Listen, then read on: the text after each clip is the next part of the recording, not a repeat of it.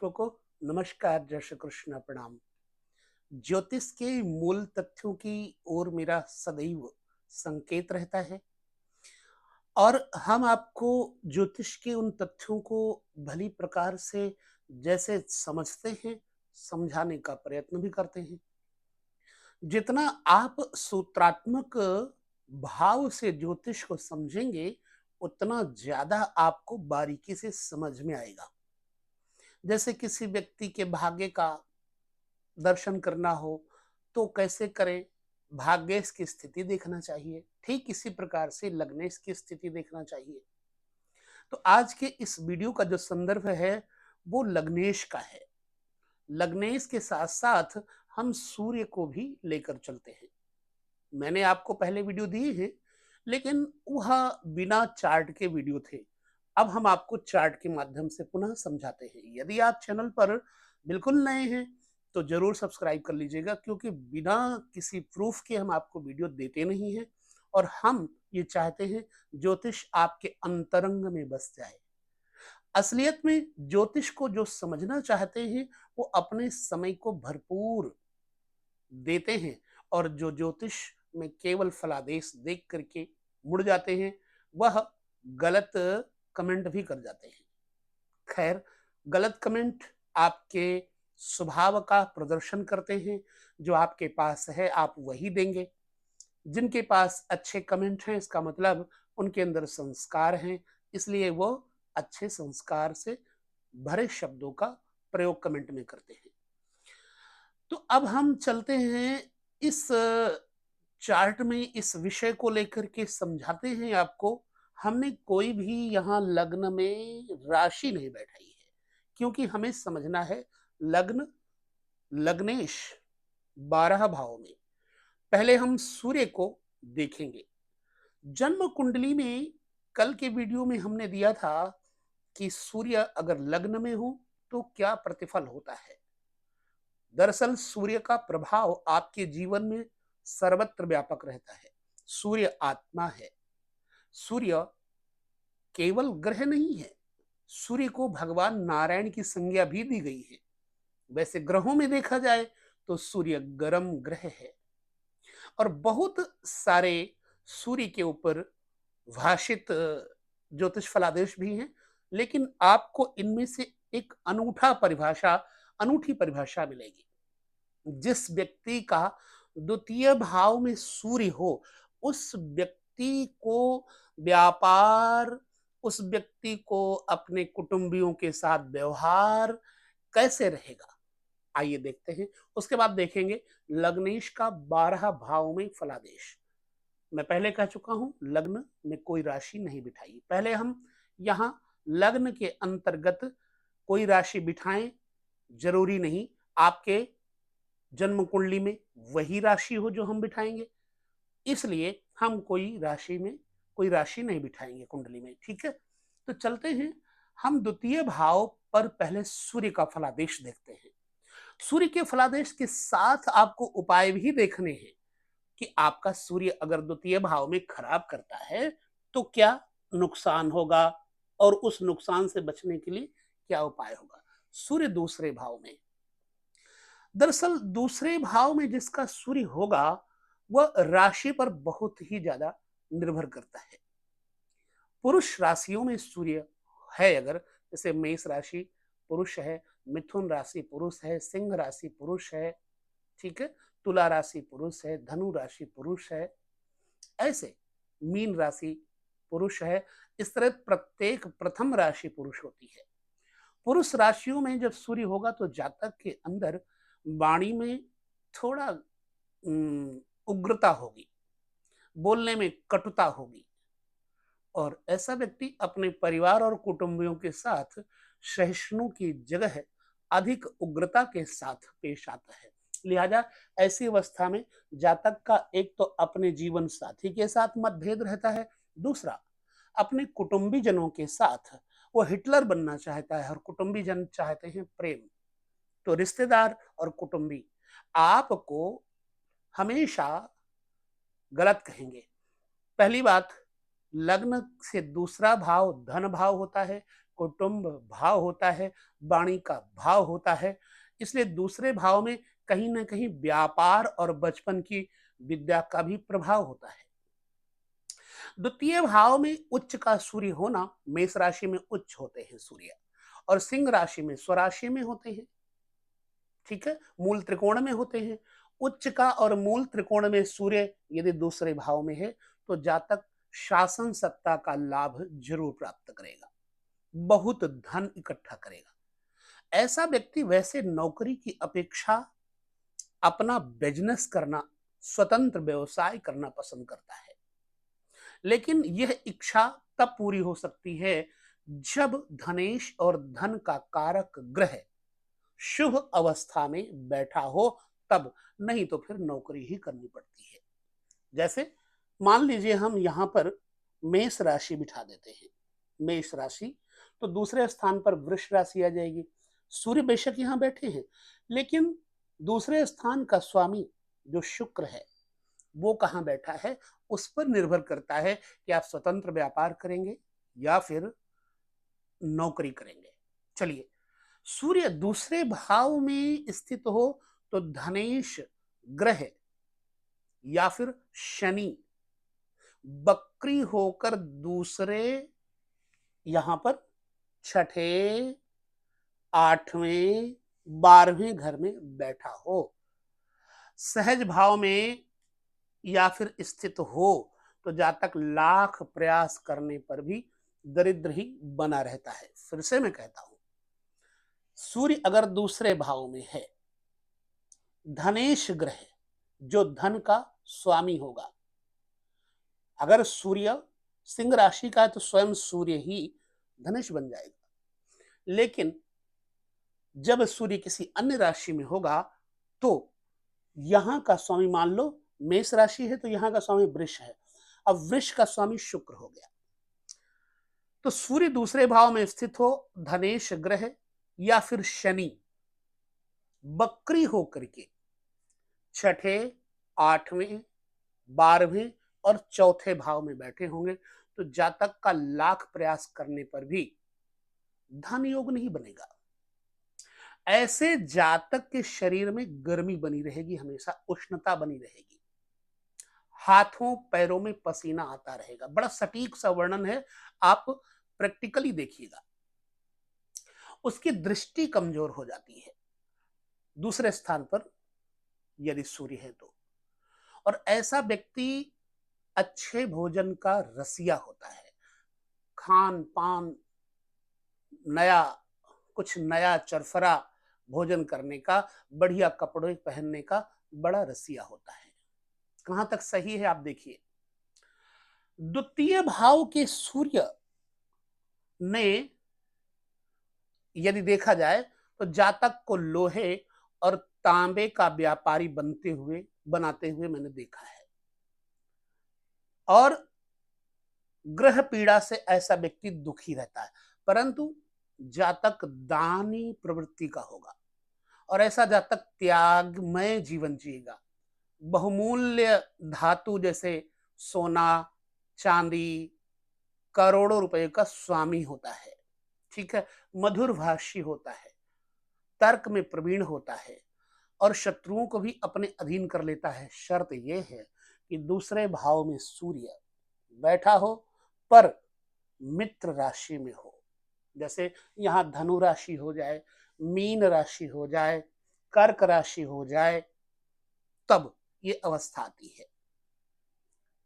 दूसरे स्थान पर बैठा हुआ सूर्य कुटुंबी जनों के साथ मतभेद जरूर करवाता है। जब भी बुरा समय आएगा जातक का, दूसरे घर में सूर्य वाले का, तो ऐसा व्यक्ति बड़ा क्रोधी हो जाएगा, कंजूस हो जाएगा, कुरूप हो जाएगा, अशांत हो जाएगा। ठीक है, यदि द्वितीय यानी धन भाव में सूर्य शुभ प्रभाव में है तो जातक जज, वकील, क्योंकि वाणी का प्रभाव, जज वाणी के वर्चस्व का प्रभाव, या फिर सर्जन, डॉक्टर बनकर के सर्जन होता है और उसमें अधिक सफलता प्राप्त करता है। द्वितीय भाव के सूर्य धन स्थान अर्थात द्वितीय भाव में सूर्य अगर मिथुन, तुला या कुंभ राशि में हो। मिथुन राशि कब होगी? जब यहाँ वृष होगी। तुला राशि कब? जब कन्या राशि होगी यहाँ, तो तुला यहाँ बन जाएगी। मिथुन, कुंभ या तुला राशि में द्वितीय स्थान पर सूर्य हो तो जातक कंजूस होता है। धनार्जन करने के लिए वो कुछ भी कर सकता है, चाहे कोई भी काम करना पड़े। फलतः समाज में अपनी जगह नहीं बना पाता जब मिथुन, तुला या फिर कुंभ राशि का हो। अग्नि तत्व राशियों में जैसे मेष, सिंह और धनु, ये अग्नि तत्व राशि है। यहाँ मेष हो जाए, सिंह हो जाए, जैसे कर्क लग्न है तो दूसरे स्थान पर सिंह हो जाएगा। मीन लग्न है तो मेष राशि का सूर्य हो जाएगा, और वृश्चिक है तो धनु राशि का सूर्य हो जाएगा। दूसरे घर में अग्नि तत्व में बैठा हुआ मेष, सिंह, धनु राशि में सूर्य जातक को कामचोर बनाता है, निकम्मा बनाता है। लेकिन बड़ा बनने की बड़ी प्रबल इच्छा होती है इस जातक के अंदर, और ऐसा जातक स्वार्थी प्रकृति का होता है दूसरे स्थान पर बैठे हुए सूर्य से। फलतः होता क्या है, उसे जीवन में स्वार्थपरता के कारण असफलता हाथ लगती है। पृथ्वी तत्वीय राशियों में सूर्य के रहने से जातक सदैव धन के अभाव से पीड़ित रहकर चिंताग्रसित रहता है। ऐसा जातक पूर्ण प्रयासी तो होगा, लेकिन द्रव्य का अभाव, धन का अभाव, मनी की कमी, शॉर्टेज उसको बनी रहेगी। जल तत्वीय राशियां यदि हैं, उसमें बैठा हुआ सूर्य है तो जातक राजकीय सेवा या प्राइवेट फर्म में उच्च पद प्राप्त कर लेता है। अच्छी कंपनी में भी जॉब प्राप्त हो सकता है। ऐसा जातक धन का संग्रह भी करता है जब जल तत्व राशि में बैठा होगा। अब जल तत्व क्या है? जैसे मेष, वृष, मिथुन, कर्क। कर्क राशि जल तत्व है, ठीक है। सिंह, कन्या, तुला, वृश्चिक, वृश्चिक राशि जल तत्व है। धनु, मकर, कुंभ, मीन, मीन राशि जल तत्व है। जब कर्क, वृश्चिक या मीन राशि में सूर्य दूसरे स्थान में बैठे होंगे तो जातक के पास धन होगा। जल तत्वीय राशियों में बैठने के कारण उसे परिवार में प्रिय व्यक्ति की मृत्यु का कष्ट भी सहन करना पड़ता है, आघात सहन करना पड़ता है। ऐसा जातक जीवन के मध्यकाल में रोगी रहता है, उसे पैतृक संपत्ति से वंचित भी रहना पड़ता है अगर जल तत्व राशि में बैठा होगा दूसरे स्थान पर सूर्य तो। अब आपकी जन्म कुंडली में सूर्य किस राशि में बैठा है, ये तो हो गई सूर्य की द्वितीय भाव में चर्चा। अब हम द्वितीय यानी धनेश की चर्चा करेंगे 12 भाव में। आपकी जन्म कुंडली में आपको देखना है आपके धन का स्वामी कौन सा है। मेष राशि होगी, यहां पर तो मंगल हो जाएगा। वृष राशि होगी तो शुक्र हो जाएगा। ऐसे तो अब हम चलते हैं, देखते हैं द्वितीय 12 घरों में हो तो क्या प्रतिफल देगा। यदि द्वितीय अर्थात धनेश लग्न में होगा तो जातक अपने परिवार वालों से बैर भाव रखने वाला, कंजूस प्रकृति का, लोभी और व्यवसाय के माध्यम से धन कमाने वाला होगा।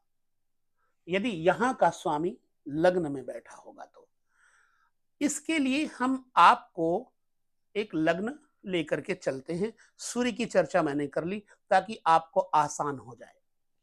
सबसे पहले हम इसे मिटाएंगे सूर्य को, फिर लग्न बिठाएंगे। ध्यानपूर्वक आप हमारे साथ बने रहें और समझें। हम लग्न कोई भी बिठा देते हैं। मान लीजिए यहां पर हम मीन लग्न बिठा देते हैं। ये 12 अंक मीन राशि।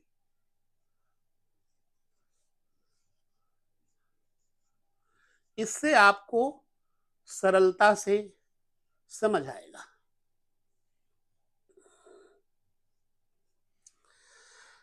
अब यहां धनेश कौन हो गया? मंगल हो गया। ऐसी अवस्था में धनेश मंगल यदि लग्नगत होगा तब धनेश कोई भी हो, मैंने यहां एग्जाम्पल के लिए मंगल को बिठाया है। द्वितीयेश धनेश लग्न में होगा तो जातक वास्तव में कंजूस होता है, पैसा बचाने का बहुत प्रयास करता है, धन कमाने वाला धनवान और कीर्तिमान भी होता है, और इस व्यक्ति को पुत्रों का सुख भी प्राप्त होता है। दूसरों के कार्य के लिए ये हमेशा तत्पर रहता है, यानी कि किसी का फेथफुल भी होता है और हेल्पिंग हैंड भी होता है। धनेश यदि यहाँ का स्वामी जैसे मंगल ही है, मंगल यहीं बैठ गया, धनेश धन में बैठा हो, तब की अवस्था में जातक अपने परिवार और कुटुंबी जनों को धन कमा कर देगा, पक्की बात है।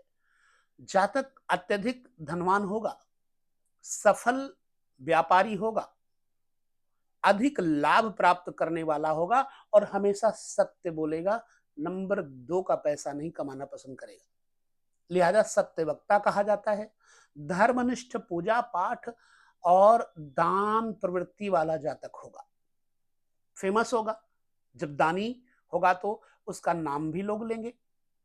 ऐसे जातक में अभिमान की मात्रा बहुत ज्यादा बढ़ जाती है। कई बार जब धनेश धन में बैठा हो, धन होगा तो अभिमान भी होगा, और जो है ना वो अपने पुत्र की चिंता से ग्रसित जरूर रहता है। जब दूसरे घर में धनेश धन में ही बैठा हो तो संतान के पक्ष से थोड़ी चिंता होती है। अब हम चलते हैं तृतीय स्थान पर, देखते हैं सहज भाव भी कहते हैं तृतीय स्थान को। ये मित्रों का घर है, छोटे भाई बहनों का घर है। शायद ग्रीन कलर से लिख रहा हूं, आपको दिखने में मुश्किल ना आए तो चेंज करूंगा नेक्स्ट लाइन में, अगले घर में। अगर धन का स्वामी तीसरे घर में हो तो ऐसा व्यक्ति अपने छोटे भाई बहनों पर विश्वास करेगा। शुभ है तो धनेश तीसरे घर में होने पर जातक गुणवान होगा, उसकी लेखन शैली बहुत अच्छी होगी, लिखने की हैंड राइटिंग बहुत अच्छी होगी, तो बुद्धिमान, पराक्रम, बलवान, लेकिन कंजूसपन की भावना इसके अंदर होती है। ठीक है, हमने कुछ जो है ना सूत्र आपके सामने नोटिस करके रखे हैं ताकि आपको समझने में भी सरलता हो और मैं कहीं भूल न जाऊं टॉपिक। अक्सर मैं भूल जाता हूं, इसलिए ये हमने नोट करके रखा हुआ। धन भाव का स्वामी तीसरे घर में होने का मतलब अपने भाई बंधुओं से वो व्यक्ति धन कमाएगा। ननिहाल पक्ष से उस व्यक्ति की विचारधाराएं मिलेंगी, क्योंकि तीसरा जो दूसरा घर है ये बड़े मामा का घर है और बड़ी मौसी का घर है। तीसरा घर माँ के घर से 11वां घर पड़ता है, इसलिए बड़े भाई बहनों का माँ के बड़े भाई बहनों का घर है। धनेश पाप ग्रह से अगर ग्रसित हो तीसरे घर में, तीसरे घर के साथ शत्रु ग्रहों के साथ देखा जा रहा हो तो जातक चंचल, कामचोर चित्त वाला और अन्यायी प्रकृति का होता है तथा कठोर संभाषण करने वाला, कठोर हृदय, किसी के साथ भी कड़वाहट से पेश आ सकता है। हाँ, चूंकि यहां धनेश मंगल ही है, यदि धनेश मंगल ही हो तो ये फल अधिक मिलते हैं और छोटे भाई बहनों से इस व्यक्ति को कोई लाभ नहीं मिलता तीसरे घर में। हालांकि पराक्रमी होगा, लेकिन अगर मंगल धनेश होकर तीसरे घर में बैठा है तो जातक के अंदर कटुता, कठोरता जरूर होगी। धनेश यदि सुख स्थान, सुख भाव, चतुर्थ भाव में आपका बैठा है तो आपको ये जरूर देखना चाहिए, ये चतुर्थ भाव में सॉरी मंगल ही है धनेश। अब चतुर्थ भाव में हमने बिठाया, चतुर्थ भाव है क्या? वाहन, अच्छी गाड़ी, अच्छा मकान, माँ का सुख, नदियां, और आपकी जनता जनार्दन में कितनी पहुंच है, पब्लिक आपको कितना चाहती है, इसके द्वारा देखा जाता है, चतुर्थ भाव से देखा जाता है। धनेश सुख भाव में बैठा होगा तो जातक को माता और पिता इन दोनों का लाभ पूरा मिलेगा। दयालु प्रकृति का, सच बोलने की आदत से मजबूर होगा और बहुत बड़ी आयु वाला भी होगा। धार्मिक कार्यों में यह व्यक्ति धन खर्चा करेगा जब धनेश चतुर्थ में बैठा होगा। संपत्ति, प्रॉपर्टी इसके पास जरूर होगी, अपनी कमाई हुई। यदि धनेश उच्च का होकर के चौथे घर में बैठा हो, धनेश उच्च का होकर बैठा हो आपकी जन्म कुंडली में, और गुरु शुक्र के साथ, यहां पर शुक्र और गुरु भी साथ में हो जाएं, तो ऐसा जातक विशिष्ट रूप से धनवान, फिल्म इंडस्ट्री इत्यादि से लाभ, मौज और शौक की वस्तुएं खरीदने वाला, घर के अंदर हर एक चीज अपने पास रखने वाला जातक होता है।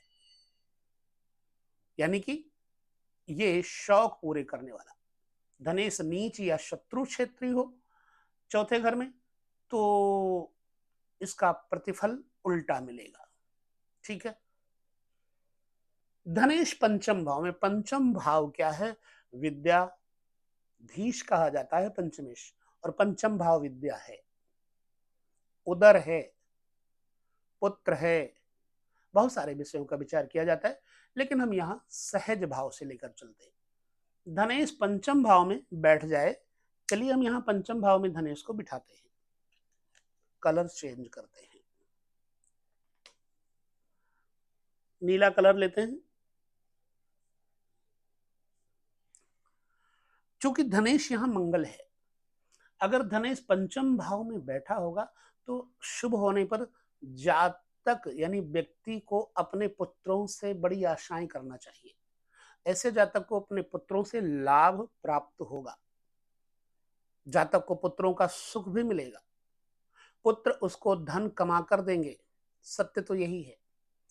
ऐसा जातक परिवार वालों के साथ अधिक संपर्क रखना पसंद नहीं करता। ठीक है। उसकी हरकतें देखकर दूसरे लोग भी कई बार इससे किनारा कर लेते हैं। केवल अपने बच्चों पर, अपनी पत्नी पर ही पूरा ध्यान केंद्रित करता है। रेस, सट्टा, लॉटरी, जुआ, दड़ा आदि से वो लखपति बनता है, करोड़पति बनता है, अरबपति बनता है। नौकरी में रहने पर कई बार इस व्यक्ति को प्रमोशन भी प्राप्त होता है। धनेश अगर चौथे घर में हो तो, नीच ना हो, नहीं तो फिर मातृ पक्ष से कष्ट होगा। धनेश चौथे घर, पंचम घर में होने से पुत्र पक्ष से अगर नीच का होगा तो कष्ट होगा। धनेश का छठे भाव में आना एक चीज और दर्शाता है, मैं अपना अनुभव शेयर करता हूं। धन भाव का स्वामी छठे भाव में बैठा हो और उच्च का हो तो जातक ब्याज पर पैसा देता है, और इसकी वजह से उसके शत्रु भी बड़े तगड़े उच्च स्तर के होते हैं। अपने परिवार और कुटुंबी जनों के साथ, माता पिता भाई बहनों के साथ ही दुश्मनी हो जाती है। यह व्यक्ति कंजूस भी हो जाता है और शत्रुओं पर है भी होगा अगर धनेश उच्च का हो, छठे भाव से ज्यादा मित्रता में हो तो। शत्रुओं से ऐसा व्यक्ति विशेष लाभ भी प्राप्त करता है। जैसे कोई कोर्ट कचहरी का मुकदमा चल रहा होगा तो जातक के शत्रु से वह जातक कोर्ट कचहरी का मुकदमा जीत जाएगा, विपक्षी को हरा देगा। प्रैक्टिकली रूप से देखिए। अब अगर निर्बल हो गया धनेश तो जातक के सम्मुख हमेशा कष्ट, रोग, परेशानियां, ननिहाल पक्ष से कष्ट, बड़े मामा से बैर विरोध जरूर होगा।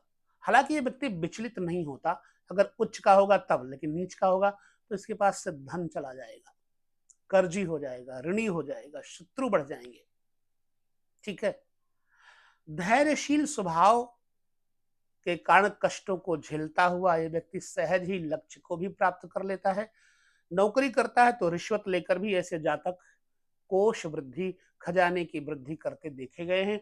ऐसे जातक को प्रायः वक्षस्थल यानी सीने में और मल स्थान यानी गुदा स्थान, एनस में प्रॉब्लम होती है। धनेश का सप्तम भाव में विचार किया जाए, धनेश से सप्तम, धनेश सप्तम में चला जाए यानी अपने छठे स्थान में धनेश चला गया। हम यहाँ पर मंगल ही धनेश है, तो मंगल को बिठा करके आपके साथ चर्चा करते हैं। जातक की पत्नी धन संग्रह करने में यानी पैसा कमाने में जातक का पूरा सहयोग देगी। ससुराल पक्ष से भी ऐसे जातक को धन का लाभ प्राप्त होगा। ऐसी कुंडली वालों की पत्नी, जीवन साथी नौकरी करते हैं, पैसा कमा कर देते हैं, या फिर अन्य कार्य करके कोष वृद्धि में सहयोग देती है जीवन संगिनी। यदि धनेश उच्च का हो करके यहां पर बैठा हो, सातवें घर में सप्तमेश के साथ भी कहीं बैठा हो, सप्तम भाव के स्वामी के साथ भी कहीं बैठा हो, तो ऐसा व्यक्ति विदेश तक अपने कारोबार को फैलाता है। हाँ, यह व्यक्ति पर स्त्री के साथ अटैच्ड होता है, दूसरी औरतों से अटैच होता है, कहीं ना कहीं अपने धन को अधिक बढ़ाने के साथ साथ अपने भोग वृत्ति को भी अधिक बढ़ा लेता है। किसी न किसी फीमेल से, सुंदर स्त्री से इसका संबंध जरूर बनता है, तो चरित्रहीन बन जाएगा यह व्यक्ति। पर स्त्री गमन करता है और इस कार्य में अत्यधिक व्यय भी करता है, फलतः यह व्यक्ति दरिद्र बन जाता है। यदि धनेश और सप्तमेश कहीं आपसी ग्रहों में मतभेद, बैर विरोध, शत्रु पक्षी हो, यहां धनेश शत्रु पक्ष में ही बैठा है।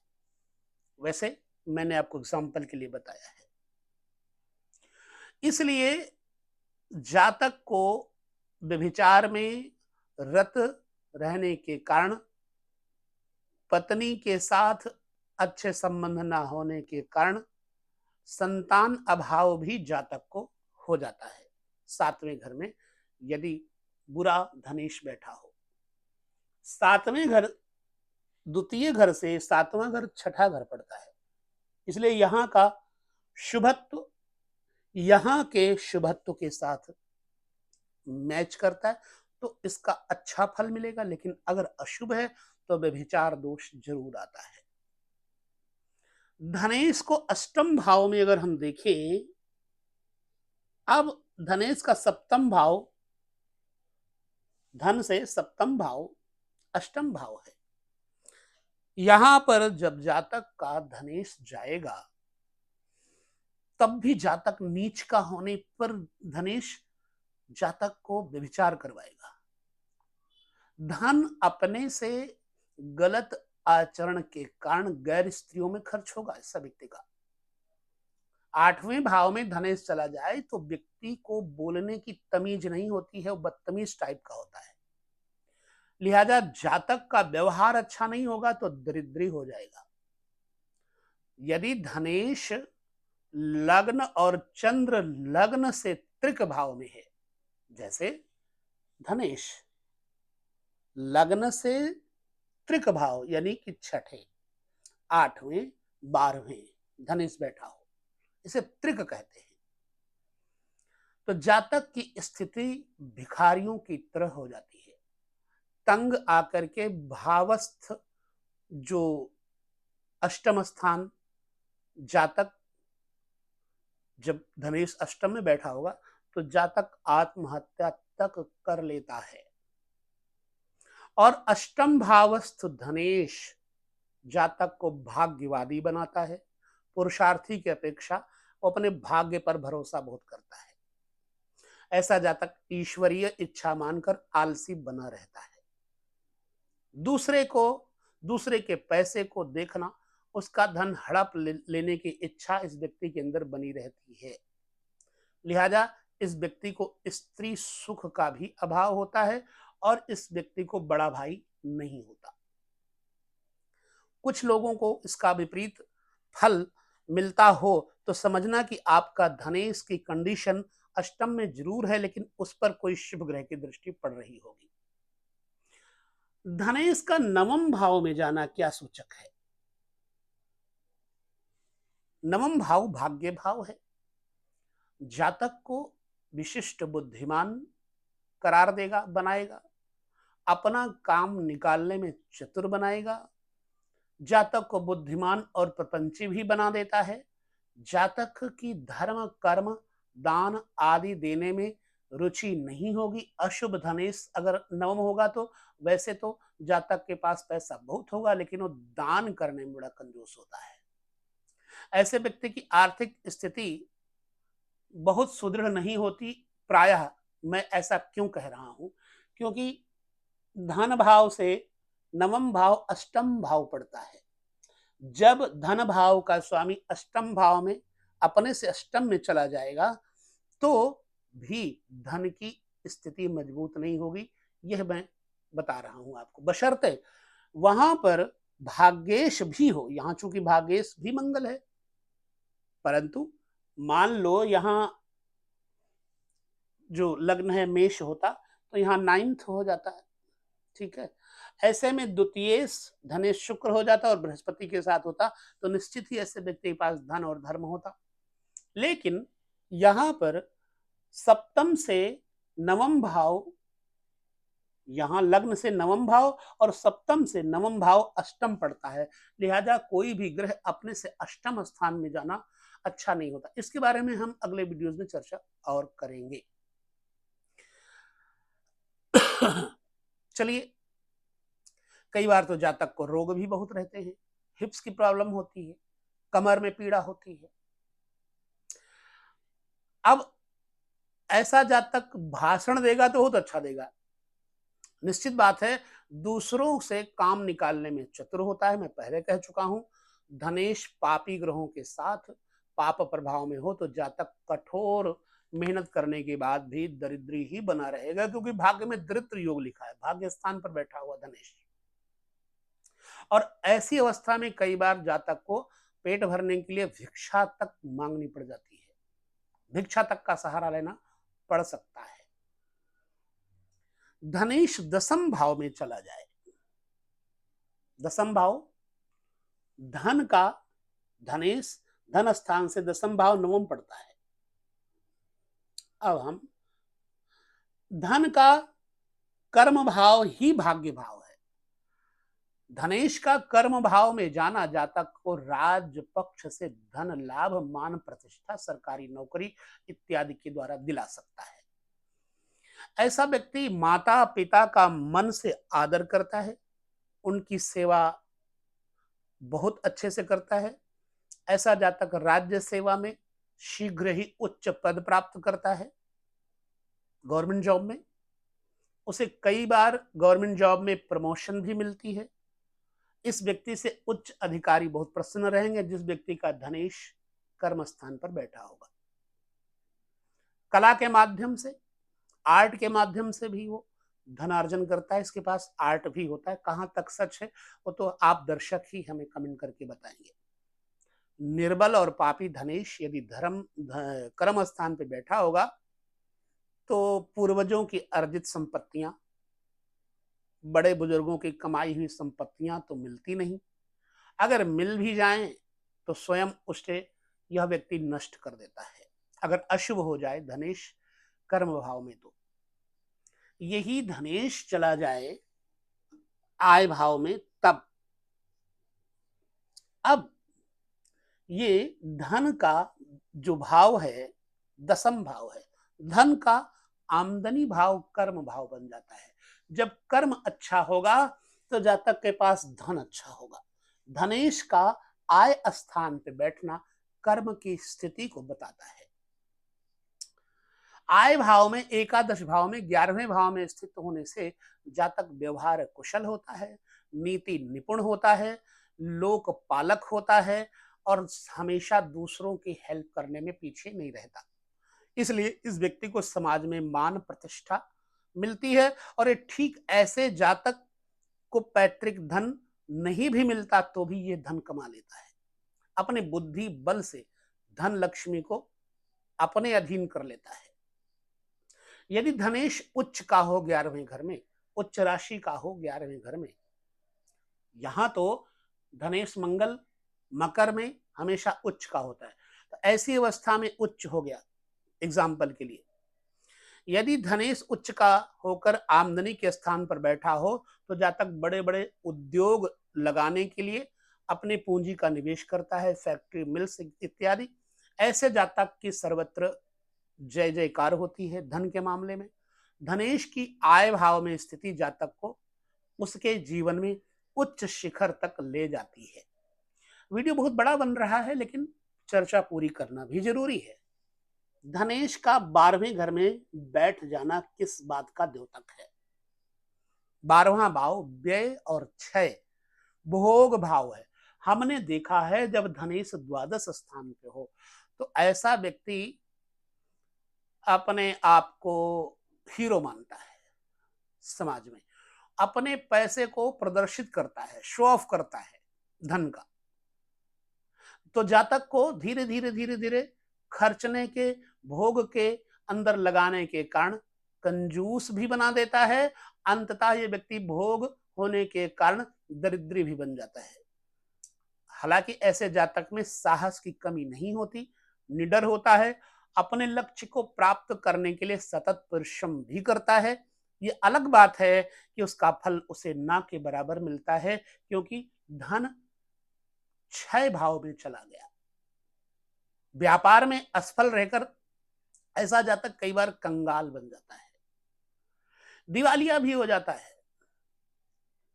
द्रव्य को, पैसे को व्यय करने में, अपने भोग वृत्ति में यह व्यक्ति कभी भी ज्यादा सोच विचार नहीं करता, यानी 1 मिनट में अपना पैसा ये खर्च करने में समर्थ होता है, खर्च कर सकता है। ठीक है। धनेश शुभ ग्रह बैठा हो 12वें भाव में तो लाभ और हानि की स्थिति बनी रहती है। यदि शुक्र धनेश होकर 12वें घर में बैठा हो तो शनि की दृष्टि में ना हो तो जातक धनाधीश होता है, बहुत पैसा होता है। क्योंकि शुक्र भोग का ग्रह है और 12वां घर भोग है। भोग बिना अर्थ के संभव ही नहीं है।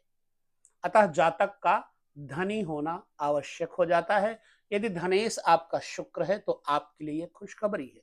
धनेश पापी हो तो शैया सुख में कमी करता है, जातक को स्त्री का वियोग सहन करना पड़ता है। इसलिए धनेश का द्वादश भाव में भोग भाव साबित करता है। अगर शुक्र है तो व्यक्ति के पास पैसा रहेगा, बाकी जातक का पैसा वेश्यावृत्ति में, अक्सर हमने देखा है कॉल गर्ल्स में ऐसा व्यक्ति अपना पैसा फूंक देता है, भोगी वृत्ति होने के कारण। चलिए, हम इस वीडियो में इतनी चर्चा करने के बाद विदा लेंगे। अगले वीडियो में पुनः चर्चा करेंगे। आप अपने कमेंट हमें जरूर करिएगा। लेते हैं विदा। नमस्कार। जय श्री कृष्ण। प्रणाम।